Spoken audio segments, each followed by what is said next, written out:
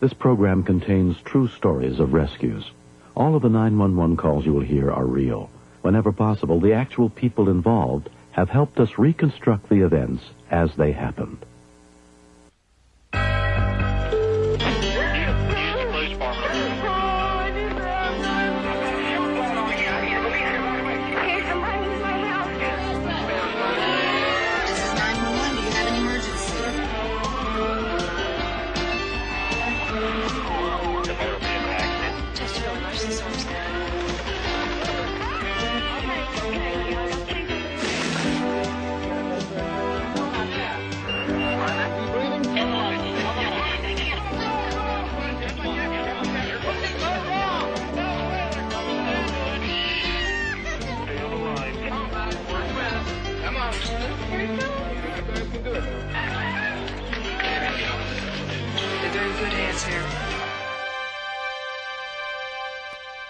On the afternoon of July 9th, 1991, in Evansville, Indiana, 27-year-old Lori Sellner was involved in a minor rear-end collision on her way downtown to meet her mother, Tanya Defendahl.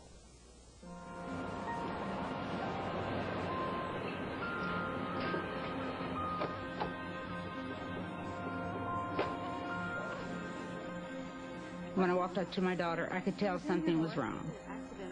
She said someone hit me in the back end, and I think I may have a whiplash or something because the back of my neck is hurting really bad. Also riding in Lori's pickup that day were her 3-year-old son and 6-year-old son, Dustin. We kept on telling her to put her seatbelt on, but she said, no, there's nothing going to happen. Lori never did like to wear a seatbelt. She always made the boys wear one, but she is a little bit uncomfortable with the seatbelt. Despite a headache and the pain in her neck, Lori insisted she was all right to make the 15-minute drive to her mother's house to rest.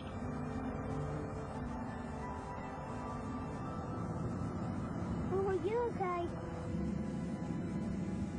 As I followed her, I could tell there was something wrong.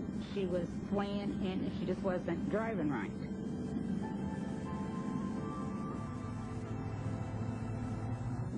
She motioned for me to come up there, so I pulled up beside her. What's wrong? Something's wrong with my tire. Well, let me come in front, I can check them out.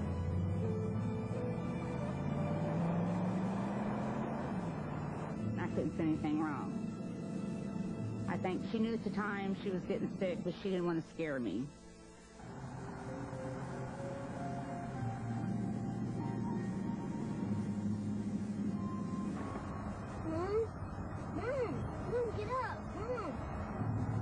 When I look back and I seen her slump over, I said, oh my God, if she didn't get the truck stopped in time, there might have been no hope for all three of them.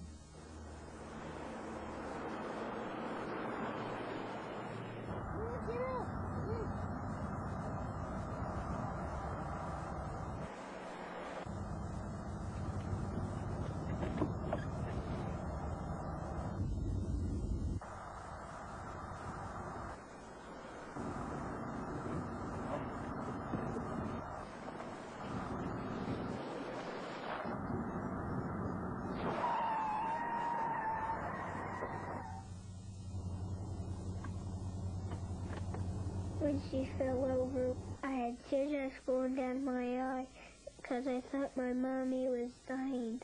And I knew if I didn't stop the truck, we would be in a real bad accident. It seemed like forever before I could get back there to her. Lori, what's wrong? Dustin was clutched on the floor, holding the brake in.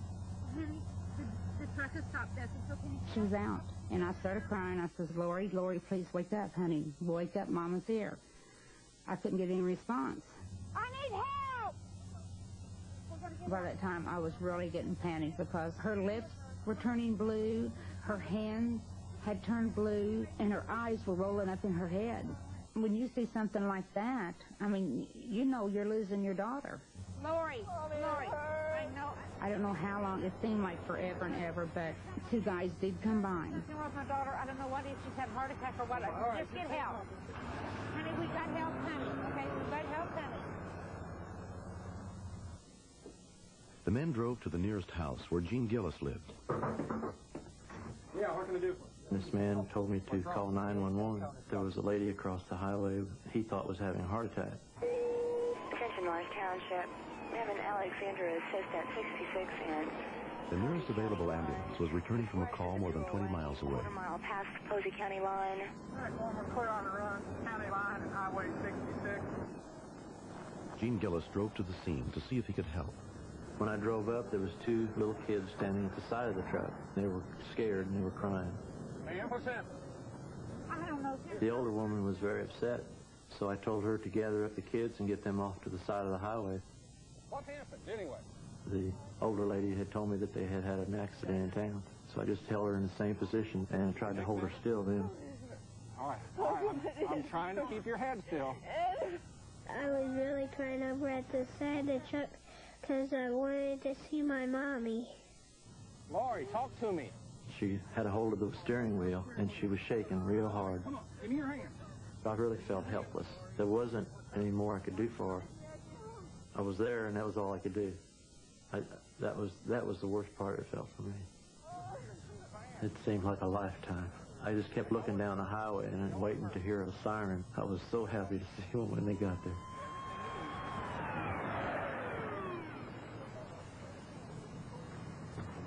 Within 12 minutes of the call, paramedic Steve Hoflinger and his partner arrived on the scene. Explaining the neck pain, keep passing out. All right, her name's Lori. Anytime you have a patient in an auto accident complaining of neck pain, you have to be extremely careful because one wrong move and you paralyze the patient for life. Lori was hospitalized with whiplash and a concussion and later released. Everyone at the scene was surprised to learn that it was Dustin who had stopped the truck. I had 5 children of my own, and they're all very smart kids, but I just never ran into a 6-year-old child that could do that before. He really did a good job. I was really, really happy to be a part of it. 6-year-old Dustin Selner's whole family is grateful for what he did that day. In their eyes, he will always be a hero. When I first realized and heard everything that Dusty had done, I thought, this kid's really level-headed. We might not be here today if he hadn't been so quick and so fast, and he's just a smart boy. I'm proud. If it hadn't been for Dustin in this situation, I might not have had a wife and 2 young boys to carry on with. He's the light of my life, without a doubt. I didn't get to read. Oh, okay, I'm sorry. J is for? J is for jack-o'-lantern. The moral of the story is always wear your seatbelt. If you're in an accident, stop, get help. Don't keep driving, because, you know, you might not have that second chance. What's K for? That's Mommy's favorite word. What's K? No, what starts with a K that one? I'm glad that my mommy's okay because I love my mommy. Okay, you want to give Mommy another kiss? Because you love me?